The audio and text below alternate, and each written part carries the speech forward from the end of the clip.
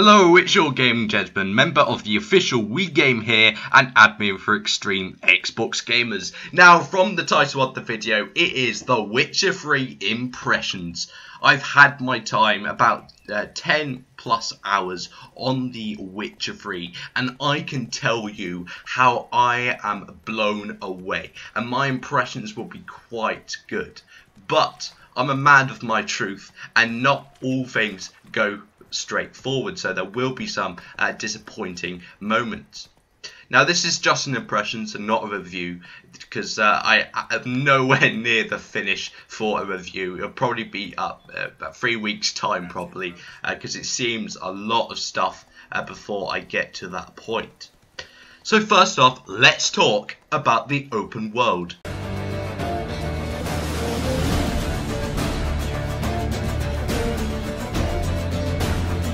Now, the open world is a one of a kind.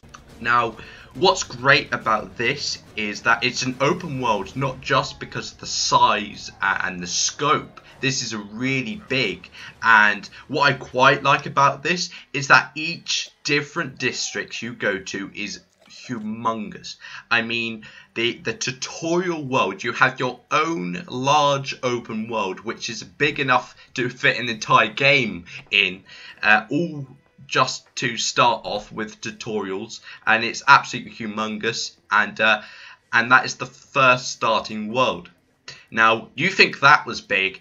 You know nothing when you get further into the story and you go to the place Novigrad, where it is like the biggest open world to date, and it is so fantastic, and it has different things to do. It has so many things to do, and what is really great about the different, and there's also, you've got different islands as well to explore, and there's about 5 districts in total that you can travel to, Novigrad being the biggest one, and that is where the heart of the Witcher is, the big massive city. And you know, it is an amazing achievement to create this massive open world, but what is really great about this is that it isn't just about the scope, it's about the density. How to make an RPG full of life, and what is sometimes missing in these RPGs where you have these open worlds, but the characters seem copied and pasted, and it's just like this, you know, it's not living at all. It's not a living and breathing world, but this is living and breathing. The monsters actually live, and they come out at night. You know, the characters are all different. I've never really encountered a copied and pasted character where I've heard that so many times in different districts. I'm hearing different things, and you know, maybe it's because I've only played 10 hours of the game, which I feel like I've gotten a good scope of what is The Witcher, even though I haven't explored all the different districts. But you know, I think it's absolutely fantastic, and the open world is something that why the people are getting The Witcher 3 is because of the open world itself, how dense it is. It's extremely dense, and that brings me on to how they made it so dense. Now, it's not just about the characters, but the foliage and the trees and the wind, the dynamic weather is superb. And one of the things that I said, no way will that ever make it onto consoles. And I was completely wrong. In fact, I was thinking that the foliage may be toned down for the consoles, and I was a bit worried because we never see some Xbox One gameplay for a while, and I was completely blown away for how many trees and the foliage and the grass there was. You know, it's absolutely breathtaking when there's a storm and the winds are blowing, and you can hear the sounds of the trees, and you really feel isolated because you can't, you know, the trees do block your vision from any monsters, so when a monster comes through the trees you're quite surprised, and this is quite, you know, it's something that I really wanted from an RPG, and that never really happens, where you have this, you know, foliage and not these barren open paths. And now that is what really makes it unique. And what really creates this living and breathing world is the textures and the graphics and the lighting. Now, let's talk about the graphics of The Witcher 3.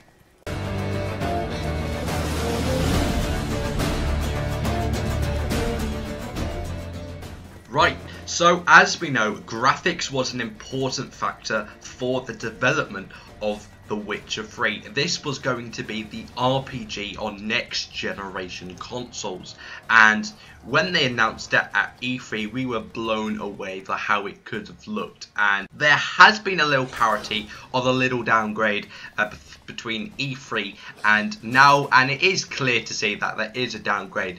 But the best thing of all, we're not talking about it, because I don't care whatsoever about this downgrade, because I am having such a fantastic time, and I can tell you now that this game is one of the best textures and lighting systems I've seen on this generation consoles. Better than Assassin's Creed Unity, better than Rise Son of Rome on the Xbox One, and it is absolutely phenomenal they can achieve this. I'm not sure what sort of technologies they're using with Nvidia, but the lighting is the best lighting I've seen in this game.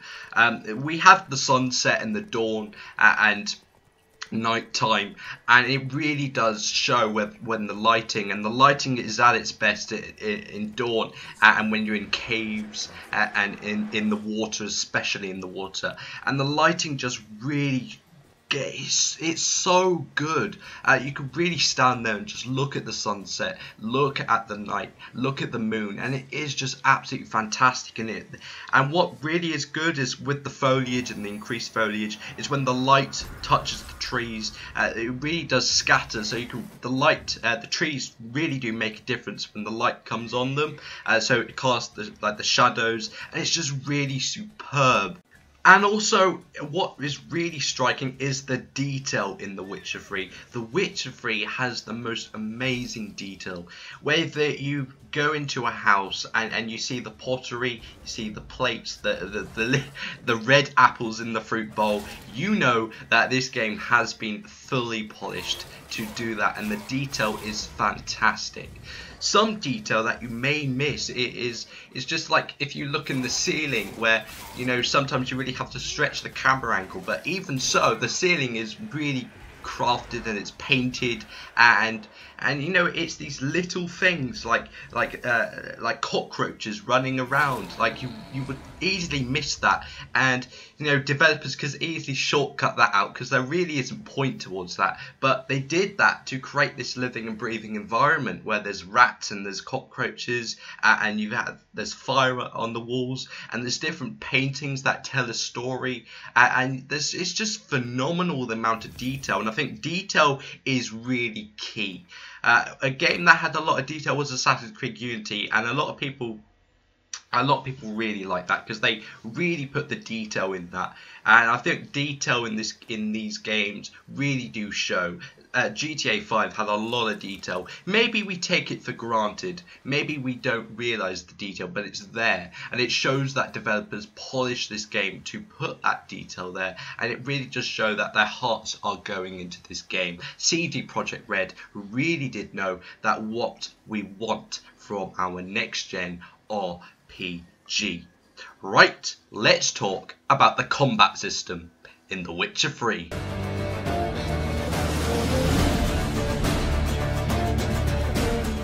Right, the combat system in The Witcher 3. Now, the combat system is quite unique. It's very much reminiscent of The Witcher 2 with a few upgrades towards it.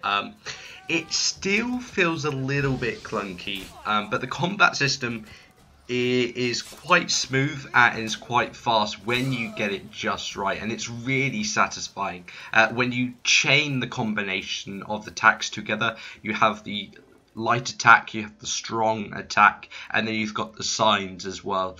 It really is very nice when it all comes together. When I first played the game, I was a little bit, because I felt like it was a little bit slow, a little bit clunky. I wasn't quite sure, but I think the reason for that was because as you can see here, there's upgrades, and you could upgrade each different thing about the combat.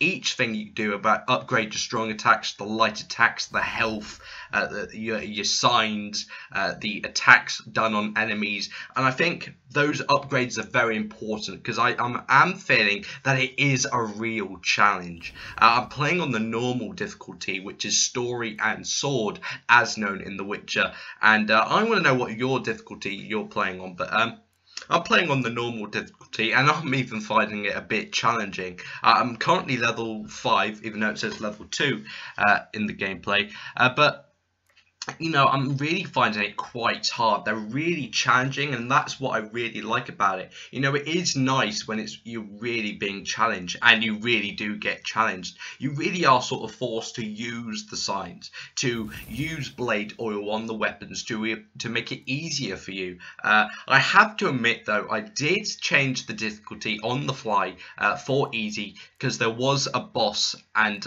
I was about 20 times trying to defeat this guy, and I just knew that I had to make the sacrifice and put it on easy difficulty, so don't hurt me for that.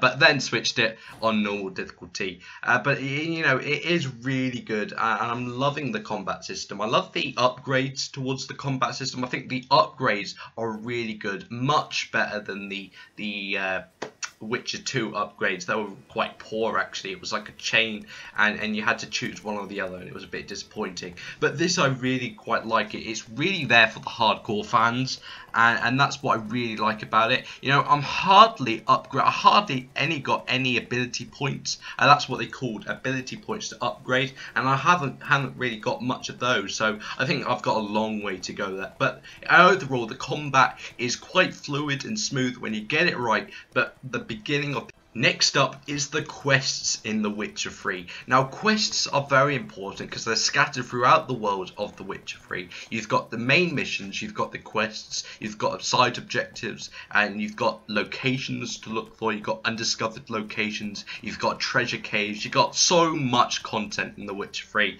And quests are one of the most requested, and people ask me, are the quests like the main story? And for that, yes, they are. They each are unique. You meet these new characters that are so funny. The voice acting is brilliant. It's right up there on the most great voice acting in games. Sound design is fantastic, and the animation of these characters, you really see their grind living in this harsh environment of The Witcher. You really see that in their faces. And one quest in particular, which is really funny and really heartfelt, is when you had to fetch this old frying pan for this old woman, and it was quite funny, and this quest went on for quite a bit of time, and you had to break into someone's house to get this frying pan. It was just quite funny. It was a little sidetrack, and that's what I quite like, and there's tons of them to do. Of course, you got your contracts where you're slaying down monsters, but you have these really nice quests to do as well, and it really is a lot of content, over 200 hours, and people say, is it really like that? Is there a lot of content? Yes, there is. When you look for it, there's a lot of content, and some is off the fly. Sometimes you don't have to go to objectives, they just happen around you, and that's what I really like about it. Right, so to finish this impressions is the disappointment. I'm afraid I'm going to have to say this, but what am I disappointed about The Witcher?